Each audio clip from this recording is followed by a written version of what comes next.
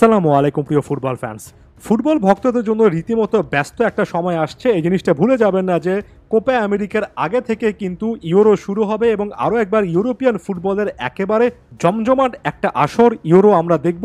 আর euro সংক্রান্ত আলোচনাটা আজকে শুরু করছি ফ্রান্সের ওভারঅল স্কোয়াড বিশ্লেষণ দিয়ে। আমার কাছে মনে হয় ফ্রান্স এবারে একেবারে হট ফেভারিট একটা দল হিসেবে ইউরোর যাত্রাটা শুরু করবে।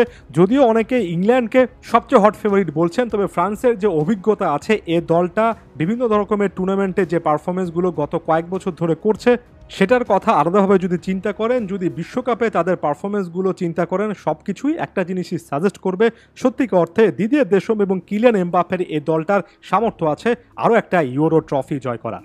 গোলকিপিং পজিশনে চলে আসি। মাইক ম্যাগনান এসি মিলানের এই গোলকিপারই ফার্স্ট চয়েস গোলকিপার। ইনজুরি সংক্রান্ত ইস্যুগুলো আসলে দূরে রেখে একেবারে পূর্ণাঙ্গ ফিটনেস নিয়ে ইউরো খেলতে পারবেন কিনা সেটা একটা প্রশ্নের জায়গা। যদি খেলতে পারেন তাহলে গোলকিপিং পজিশনটা মোটামুটি ঠিকই আছে, না হলে ওয়েস্ট হ্যামের আলফোন্সে অ্যারিওলাকে ব্যাকআপ গোলকিপার হিসেবে খেলাতে হবে। তবে ডিফেন্সে যথেষ্ট অপশন কিন্তু এই মুহূর্তে কোচ দেশমের কাছে আছে। যেমন সেন্টার ব্যাক পজিশনে আমার কাছে মনে হয় লিভারপুলের ইব্রাহিমা কোনাটে এবং আর্সেনালের William Saliba first choice centre back হওয়া উচিত। তবে এদের পাশাপাশি বায়ার্ন মিউনিকের ডায়েত উপামেকানো আছেন, আরও বেশ কয়েকজন আছেন যারা কিনা সেন্টার ব্যাক পজিশনেও খেলতে পারেন, যেমন জুলস কুন্ডে তাদের মধ্যে অন্যতম।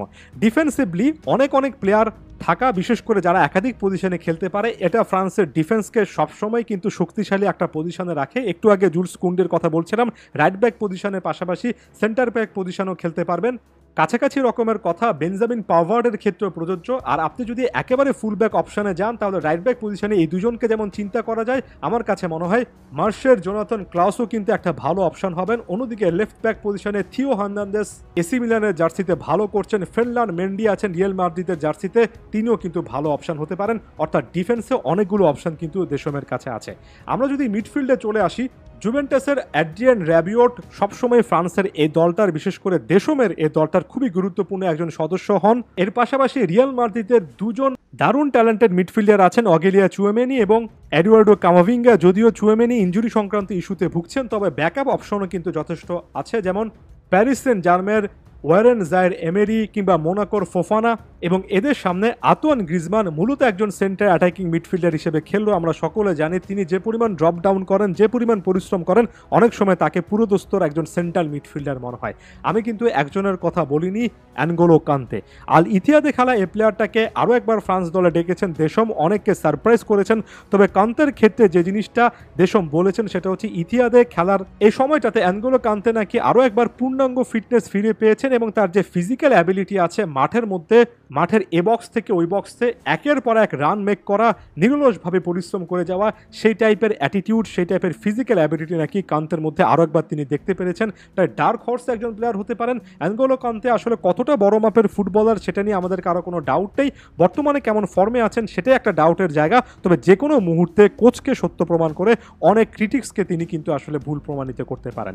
ফাইনাল থার্ডে কিলিয়ান এমবাপ্পে নিঃসন্দেহে সবচেয়ে বড় শক্তির জায়গায় এ দলটার। একই সঙ্গে অন্য ফ্ল্যাঙ্কে ওসমান দেমবেলে রয়েছেন, দুই ফ্ল্যাঙ্কে খেলতে পারেন এমন কিংসলে কোম্যান আছেন, ব্র্যাডলি বার্কোলার মতো ইয়াং এক্সপ্লোসিভ একটা ট্যালেন্ট আছে এবং ফাইনাল থার্ডে অলিভিয়ার জিরু এখনও ভালো একটা অপশন। অনেকে হয়তোবা তার বয়স সংক্রান্ত ব্যাপারটাকে একটা ইস্যু বানাবেন, তবে একটা জিনিস সবসময় মনে রাখবেন, কিলিয়ান এমবাপ্পে ফাইনাল থার্ডে একজনের সঙ্গে জুটি বেঁধে খেলতে পছন্দ করেন, একজন সেন্টার ফরওয়ার্ডকে পাশে চান এবং অলিভিয়ার জিরু কিলিয়ান এমবাপ্পের খেলাটা জাতীয় দলে বেশ ভালো করে বোঝেন। এর পাশাপাশি মার্কোস থুরাম আছেন, র্যান্ডাল কোলো মুয়ানি আছেন, অর্থাৎ এখানেও যথেষ্ট অপশন আছে। ওভারঅল যদি আমি এই দলটার দিকে তাকাই, যদি আমি 4-2-3-1 ফরমেশনের কথা চিন্তা করি, 4-2-3-1-এ একই একাদশে যখন আপনি Kylian Mbappe, Osman দেমবেলে, Olivier zero এমন প্লেয়ারদেরকে খেলাবেন, তখন অনেকেই প্রশ্ন করতে পারেন যে এই দলটা অ্যাটাকিংলি অনেক বেশি শক্তিশালী হতে গিয়ে ডিফেন্সিভ যে অ্যাট্রিবিউট সেটা অনেক বেশি খুইয়ে ফেলেছে। তবে এই জায়গায় পারফেক্ট ব্যালেন্সটা আসলে আতোয়ান গ্রিজমান করে ফেলেন।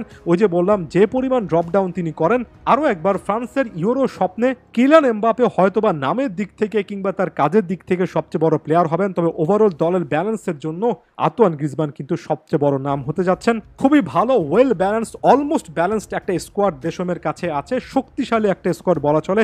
দেখা যাক মাঠের ফুটবলে এই শক্তির কতটুকু আসলে ফ্রান্স প্রয়োগ করতে পারে।